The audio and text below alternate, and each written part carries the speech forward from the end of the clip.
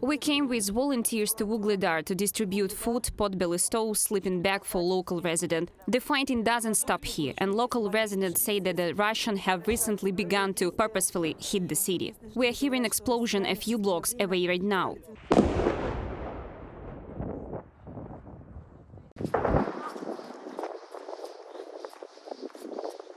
This is how people run between basements. There is no other way here, because it is heard that the fighting does not stop.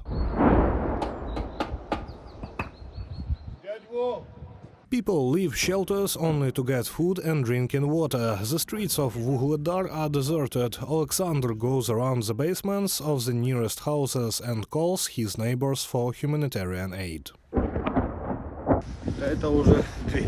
It's been happening for 2 weeks now, and it flies here, everywhere already. Everything is damaged. Your house, your whole apartment, that hall. The entrance doors were smashed by a wave. The doors flew out, smashed. There are practically no frames, window frames. Our dialogue is interrupted by another explosion nearby.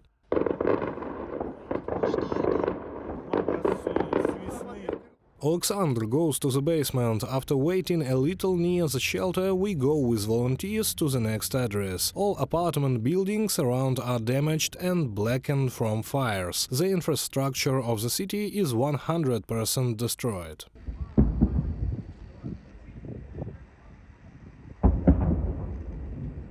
Residents of Vuhledar say that over the past 3 weeks the situation in the city has deteriorated significantly. Russian troops tried to break through the defenses of the Ukrainian forces and enter the city, but the armed forces repelled the assault of the enemy.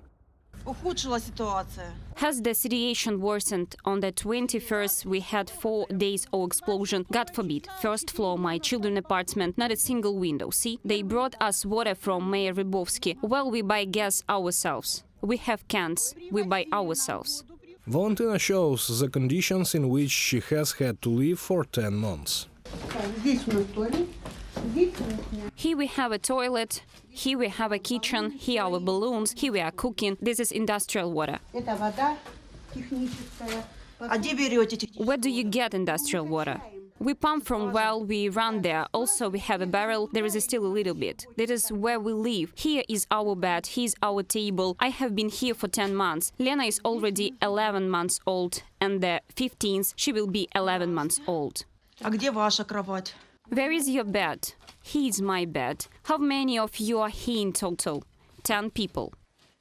We met Vera and her husband Vladimir 4 months ago. Then the couple told us that they dream of peace. They say that since then the situation in the village has only worsened. Vera does not want to leave. She says she cannot leave her 2 bedridden relatives. We melt snow yesterday to drink or wash, to wash dishes and to wash my grandmother, but it's unreal. It's also necessary somehow. I don't want to turn into pig. For how long you have not bathed? Oh, it's been about a year now. Since the water was turned off in the summer, then the upper floor and the lower floor were washed in the same water, and that's fine. Today, about 500 people remain in Vuhledar. There are children among them. Due to the constant shelling of the Russian army, the number of killed civilians here can no longer be counted. Spontaneous burials are everywhere. Here in the second entrance, a young guy lived. He cleaned there, lived with his mother, such a good, calm lad. He was killed there near the post office. They buried him. And to dig, how to dig now?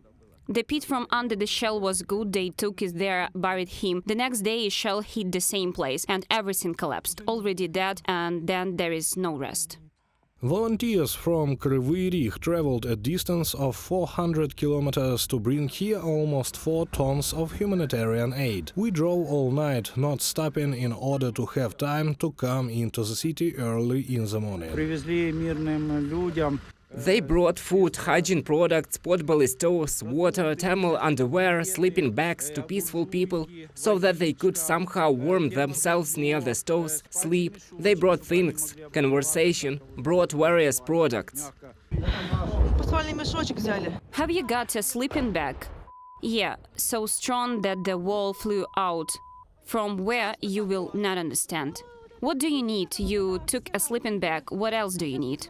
Those things product what people need to live here. At least it didn't shout to home, but here it was right in the next apartment I saw.